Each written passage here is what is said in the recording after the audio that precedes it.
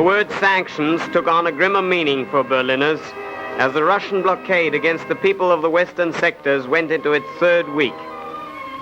Power shutoffs, necessitated by the coal shortage, cut deep into production.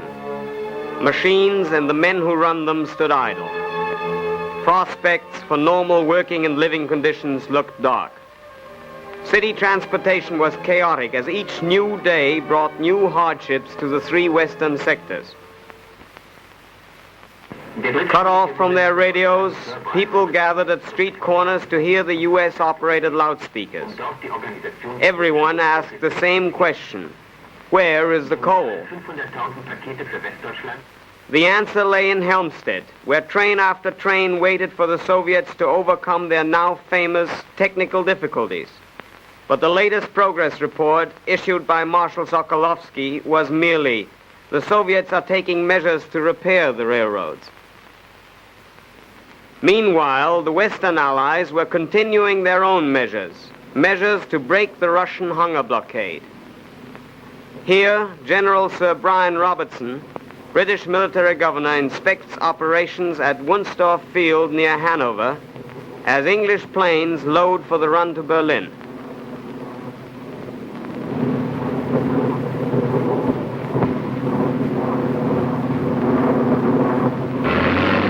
"50 minutes later, Gatow Field. This air bridge, unlike the bridge over the Elbe, is not in need of immediate repair, and no technical difficulties will stop this traffic. These French troops typify the spirit of all three powers working together to aid Berlin. But who ever heard of a one-way bridge? Why should 400 planes return empty every day? A 24-pfennig stamp becomes an airmail stamp, and letters reach the West in one day. Fast mail, a strange sidelight to Russian sanctions. Next day, another surprise. The first English flying boat settles onto the Havel River.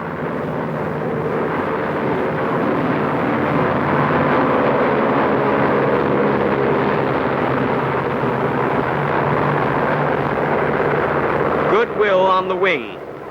8 tons of goodwill on every plane.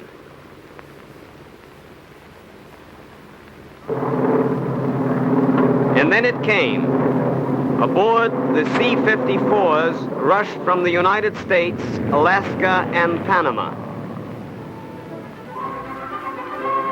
Coal over the air bridge.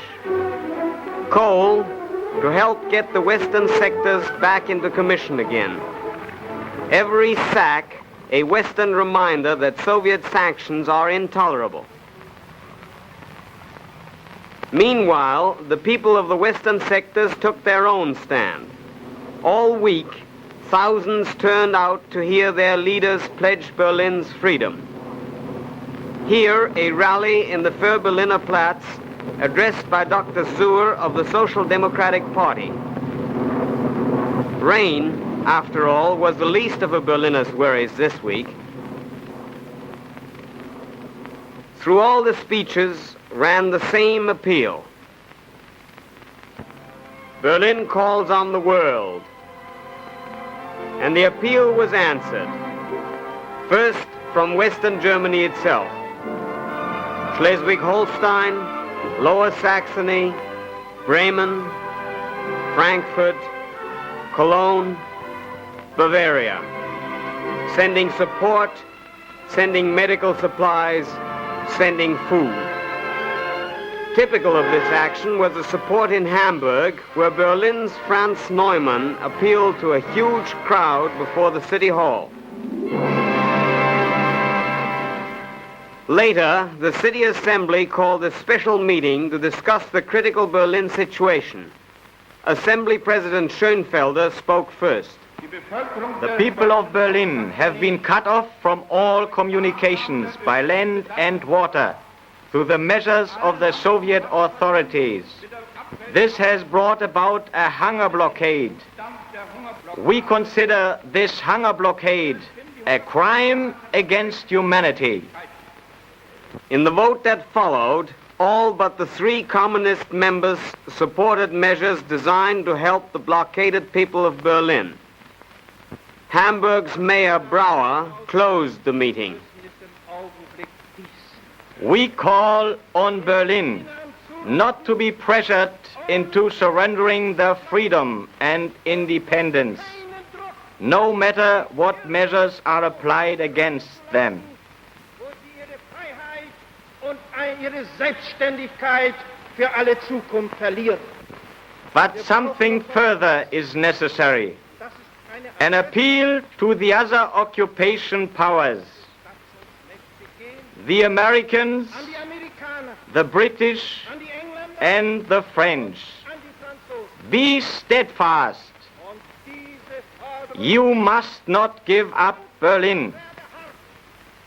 nicht You must not desert the Berlin population. diese Berliner Bevölkerung nicht ihrem Schicksal überlassen, indem ihr Unbequemlichkeiten aus dem Wege zu gehen, etwa Berlin aufgibt. In London, Foreign Secretary Bevan stated, "We are lawfully in Berlin and it is our intention to stay there." In Washington, Secretary of State Marshall said, "Russia's attempt to isolate Berlin raises basic questions with which we expect to deal promptly." And then, the Allied note to Moscow issued simultaneously in London, Paris, and Washington. The meaning of this note was clear. Berlin would be no second Munich. Berlin would stay Berlin.